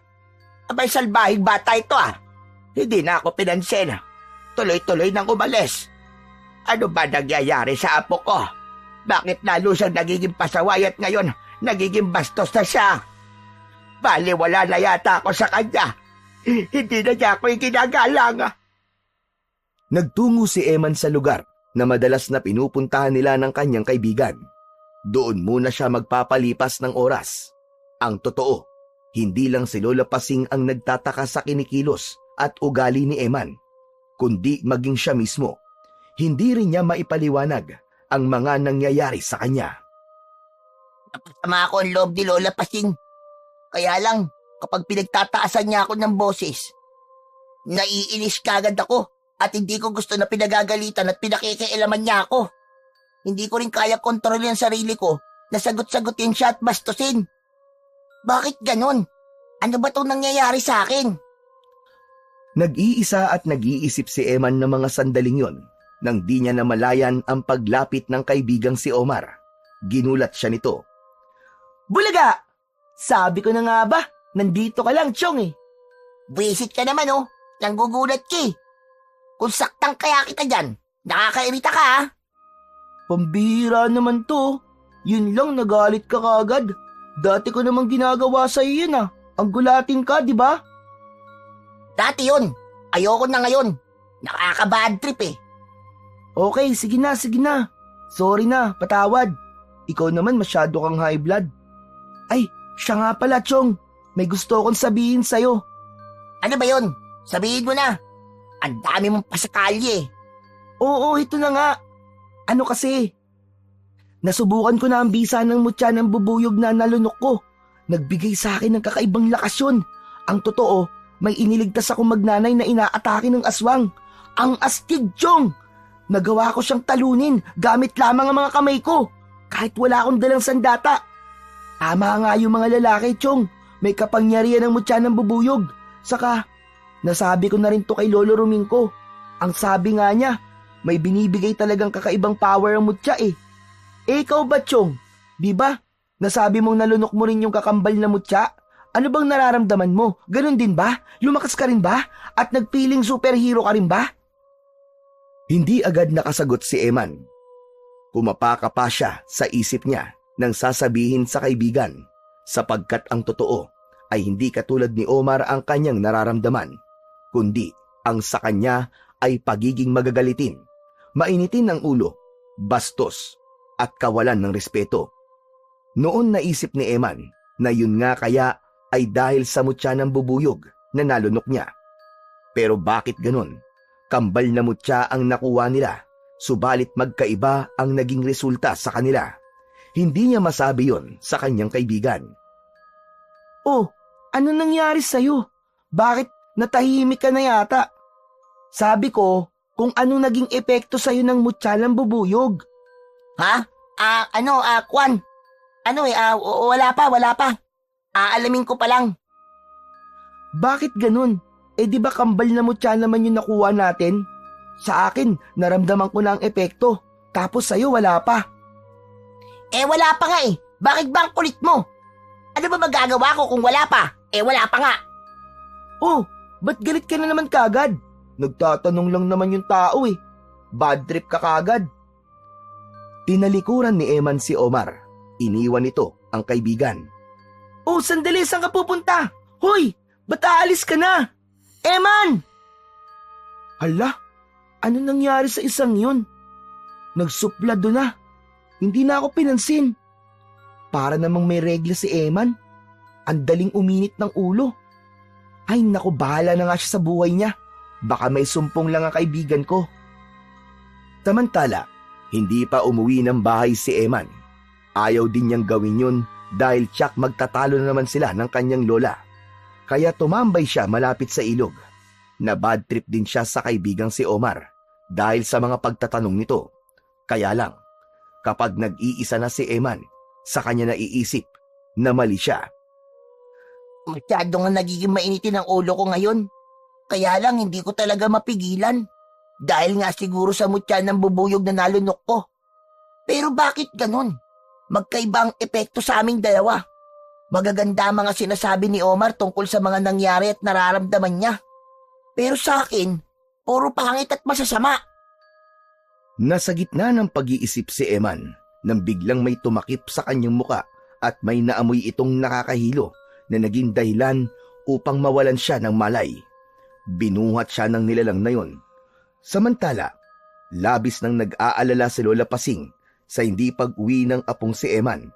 Kahit naiinis siya sa apo dahil sa kawalan nito ng respeto at pagsagot-sagot sa kanya, ay hindi pa rin niya matiis na pabayaan ito. Kaya nagtungo siya sa bahay ni Lolo Ruming upang ipagtanong si Eman dahil alam niyang si Omar ang matalik na kaibigan nito at madalas nakasama. Hoy, bastos na matanda! Pauwiin niyo ang apo ko! Huwag mong konsintihin! Hoy, Romeng! Pauwiin niyo ang apo ko! Aba, ano ba sinasabi mo, Pasing? Saka ba't kung magsalita ka parang sigurado ka na narito ang iyong apo? Di nga ba? Nandyan siya at itinatago niyo ang apo ko. Lola Pasing, wala po rito si Eman. Kanina po nagkita kami po doon sa may tambayan po namin. Pero umalis din po siya. Nagalit po kasi sa akin eh. Di ko nga po siya maintindihan. Madali po siyang mainis. Nagtatanong lang naman po ko. Tapos, basta na lang po siyang umalis at hindi na po ako pinansin. O ano? Nakita mo na, Pasing? Yang apo mo ang wala sa ayos. Mainitin pala ang ulo. Alam mo ba, Omar, kung saan nagpunta ang apo ko? Hindi nga po eh. Kasi nababad trip daw po siya sa akin. Di ko nga po siya maintindihan. Parang lagi po siyang galit. Dati naman po hindi po siya ganun eh. Malamang, nagmana dito sa kanyang lola na mainit palagi ang ulo na parang laging inuurungan ng regla. Parang leon na nabubuang. Hoy! Anong inurungan ng regla ang sinasabi mo, ha? Bakit? Hindi ka pa ba inuurungan ng regla? May period ka pa ba, ha? Wala ka na ron. Ikaw talaga, Ruming, kahit kailan ka. Bastos! Manloloko! Ha! Buwisit! Diyan na nga kayo maglolo at baka pagbuhulin ko pa kayo dalawa. Nako! Iba talaga kapag matandang hindi pa nakakatikim. Mainitin ang ulo. Hayon, tinalikuran tayo. Nag-walk out na.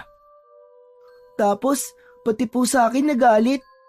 Lolo, ano po ba yung ibig niyo pong sabihin na hindi pa po nakakatikim kaya mainitin ang ulo?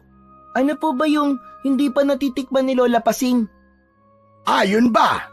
Sumang hilaw na walang balot. Po, meron po ba nun? May suman ba na hindi nakabalot? Nakong bata ka, tama na nga kakausisa mo. Pero teka lang, kung hindi pa umuwi ang kaibigan mo, abay siyang kaya nagpunta yon. Napaisip at napakamot na lang ng kanyang ulo si Omar dahil hindi rin niya kayang sagutin ang tanong ng kanyang lolo Ruming. Samantala, nagising na si Eman at palingalinga siya sa lugar na kanyang kinaroroonan. Hindi pamilyar sa kanya ang lugar na yon.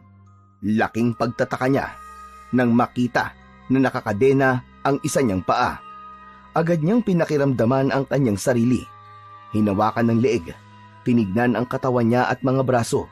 Naisip niya na baka kung ano ang ginawa ng nilalang na kumuha sa kanya. Subalit natiyak niyang buong-buo pa rin siya at walang sugat. Maya-maya pa ay naramdaman niyang may mga yabag na lumapit sa kanya.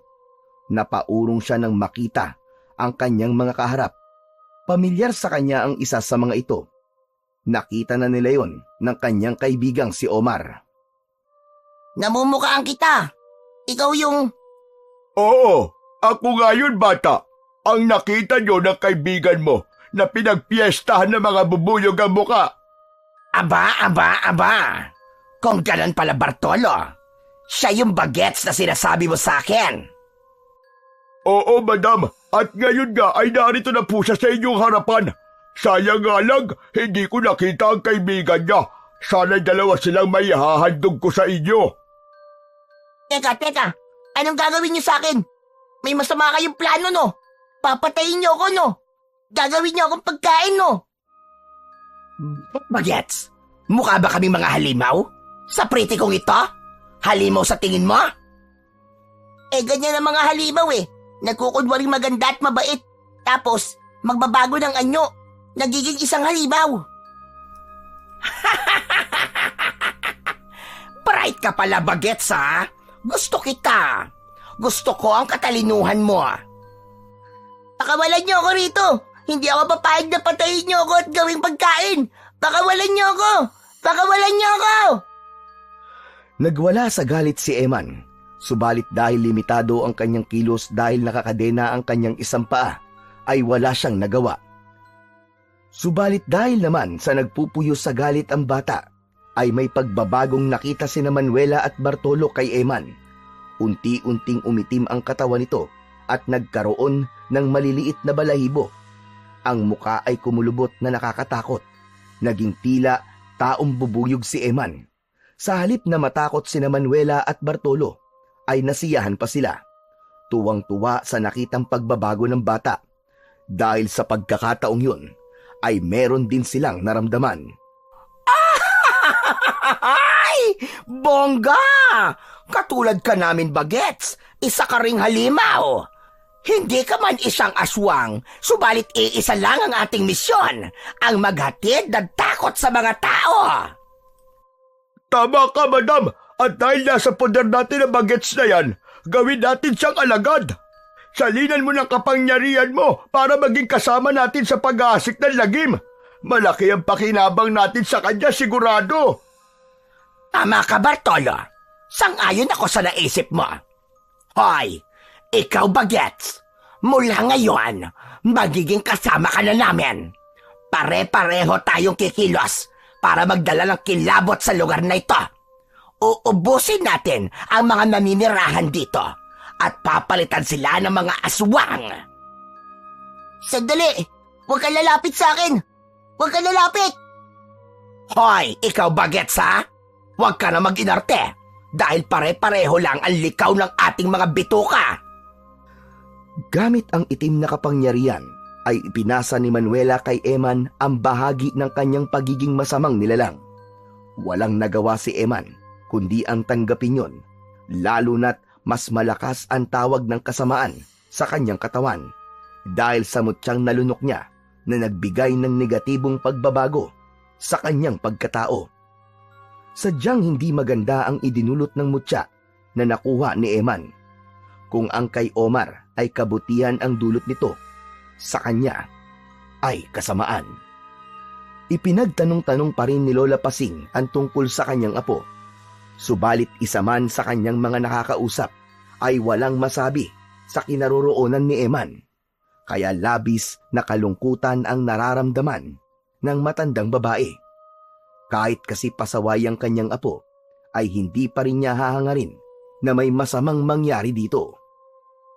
Nang sumunod na araw, ay nagtungo si Omar sa lugar na paboritong tambayan nila ni Eman. Nag-aalala na rin siya sa kanyang kaibigan. Hindi na rin ito nagpapakita sa kanya.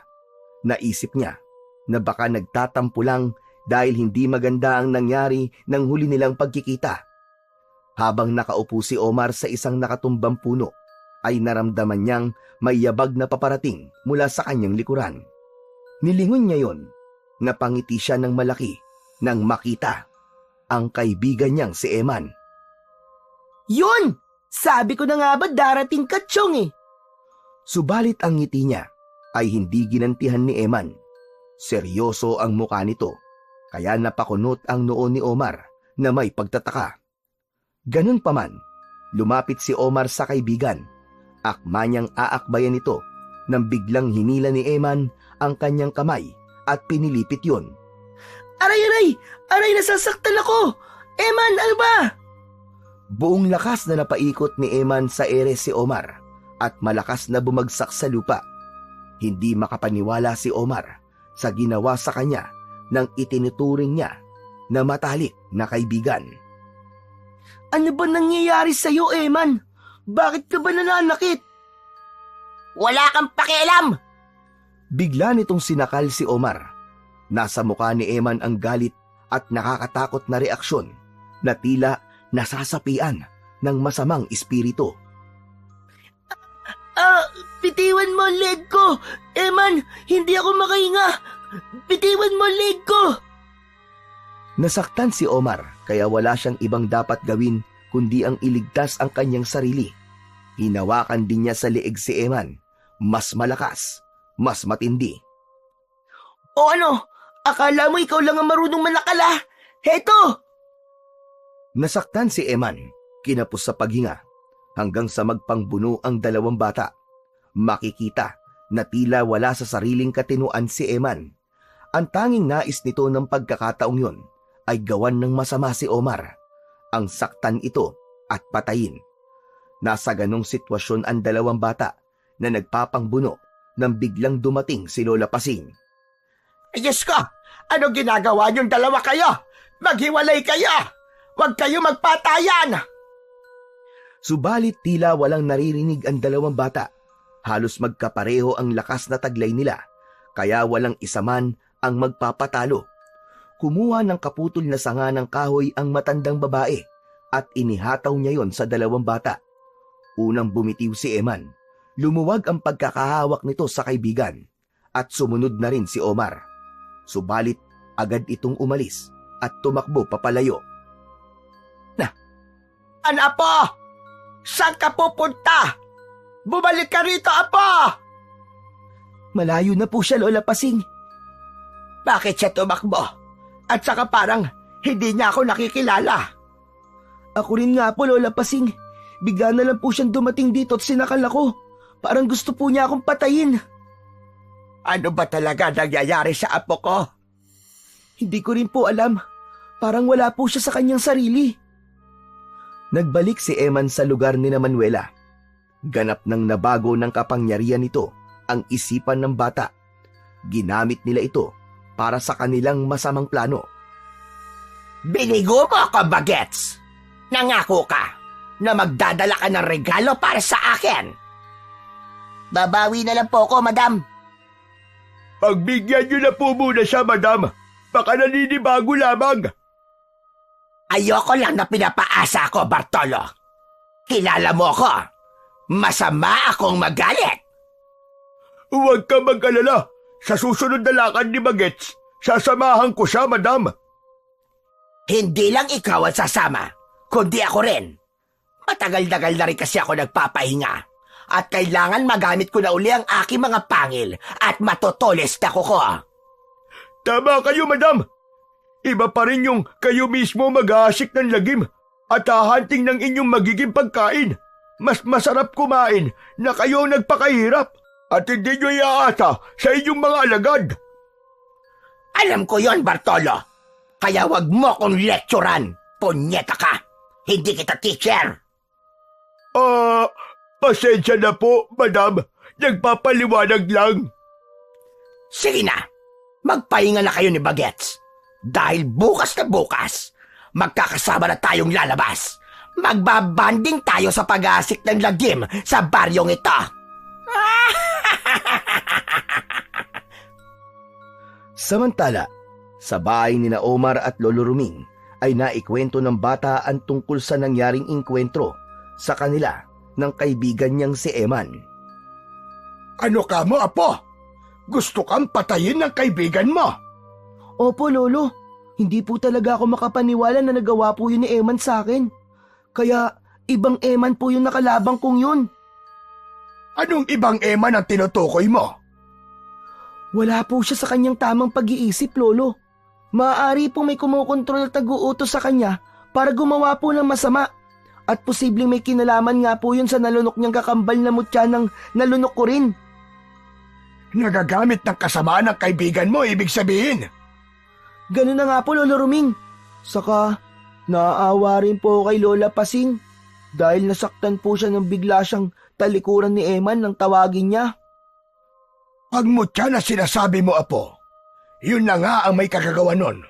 Dahil naaalala ko, ito'y nagpasalit-salit na rin ng kwento mula sa mga matatanda na kapag ang mutya na nakita ay kambal, asahan na hindi pareho ang ibibigay nitong bisa o kapangyarihan sa mag-iingat nito. Dahil kagaya nito, ang dilim at liwanag. Isa ay magbibigay ng kabutihan, subalit ang isa naman ay magdudulot ng kasamaan. Yung nakuha ko po ay mutya ng kabutihan ang ibinibigay at kaligtasan. Ganun na nga, apo. Ngunit ang nakuha ng kaibigan mo ay kabaligtaran ng sayo. Hala, kawawa naman po pala si Eman, Lolo Ruming. Kailangan ko po siyang tulungan. Baka kasi kapahamak niya kung mananatili sa kanyang mutya, lalo na't gagamitin siya para maging masama. Tama ka, apo. Ngayong kahigit na kailangan ni Eman. Samantala, sa kabilang dako ay naghahanda na sina Manuela at Bartolo upang lumabas para sa kanilang planong magasik ng kasamaan at kaguluhan sa baryo Balimbing. Pinuntahan ni Bartolo ang kinaroroonan ni Eman. Aba, wala siya rito! Nawawala si Bagets! Agad nagbalik si Bartolo sa kanyang Madam Manuela. Bakit, Bartolo? Anong nangyari? Madam, nawawala po si Bagets. Mukhang umalis po siya. Wala kang dapat ikabahala, Bartolo. Yun lang natataranta ka na?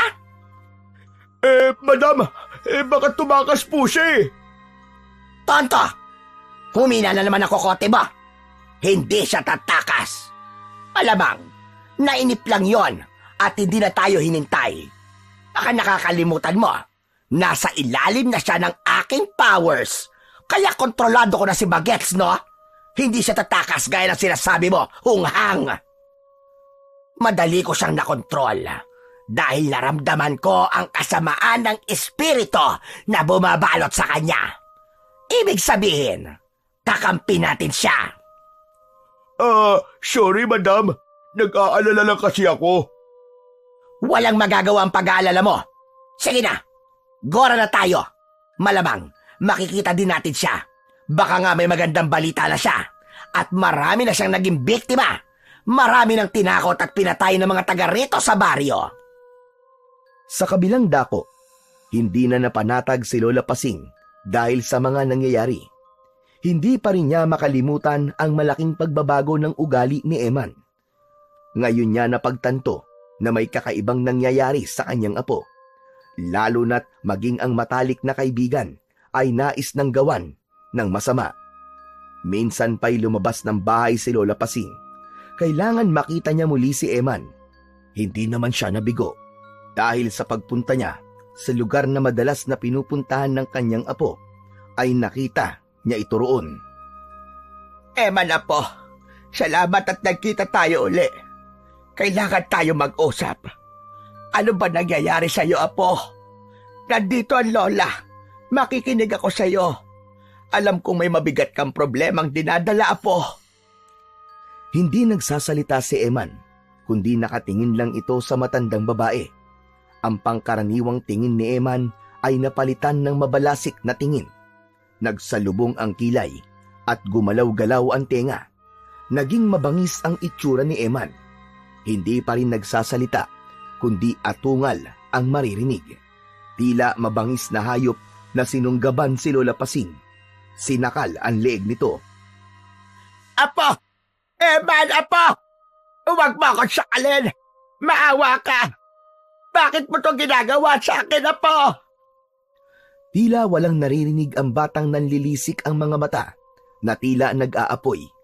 Habang nagaganap ang ganoon, ay dumating bigla si Omar na nagtungo rin sa lugar na yon. Eman! Eman, Chong! Anong ginagawa mo sa lola mo? Ano ka ba? Maawa ka sa kanya! Huwag mo siya saktan, Chong! Matalim na tumingin si Eman kay Omar.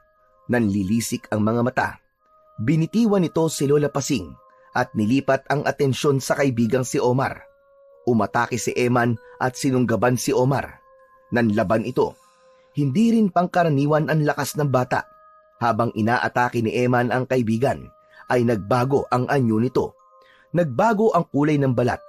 Nangitim na tinubuan ng maliliit na balahibo. Nakakakilabot ang anyo, nakagaya ng sa isang bubuyog. Nagpambuno ang dalawa. Gumulong-gulong sila sa lupa. Man, may kumokontrol nga sa'yo!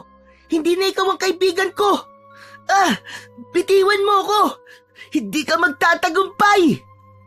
Matindi ang naging pag-aaway ng dalawa dahil alam ni Omar na nasa panig siya ng kabutihan at para sa kaligtasan ang mutyang taglay niya. Hindi siya dapat magpatalo sa lakas na kumukontrol kay Eman na galing sa kasamaan. Hindi ako magpapatalo sa'yo! Ginawa ni Omar ang buong makakaya niya hanggang sa nahigitan niya ang lakas ni Eman. Isang malakas na suntok ang pinakawalan niya. Inindayon ng bata na naging bubuyog. Isa pang suntok ang ibinigay ni Omar. Humandusay sa lupa ang kalaban. Mabilis ang panghihina. Gusto sana ni Omar na ibigay na ang katapusan sa kaaway na nasa kanyang harap. Kaya lang, naisip niyang yun nga pala ang kanyang matalik na kaibigan na si Eman. Samantala, ang labanang yun ay napanood pala ni Manuela at Bartolo na naroroon na rin sa lugar. Hindi sila papayag na magapi si Eman, lalo na't pakikinabangan nila ito, kaya nagbago ng anyo sina Manuela at Bartolo. Naging mga aswang sila. Hinarap nila si Omar. Isang kagaya ng banya ang kaya mo! Kami ang harapin mo! Come to me para makita mo ang hinahanap mo, Bagito!